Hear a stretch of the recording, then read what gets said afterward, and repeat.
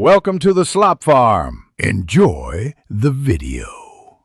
In this video, I will show how to make Soup Joe Easy Guide.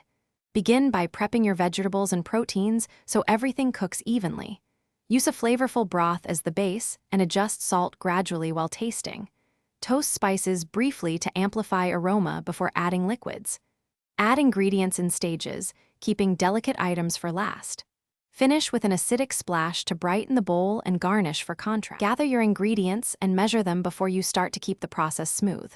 Choose a primary protein and at least 2 hearty vegetables for texture and nutrition. Mince aromatics finely so they release their flavor quickly.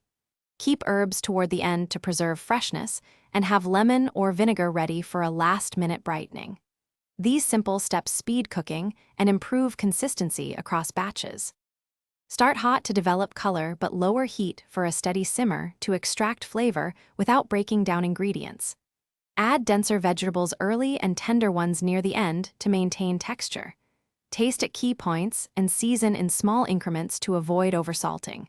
If you want a clearer broth, skim any surface foam with a spoon. Finish with a brief rest-off heat so flavors settle before serving.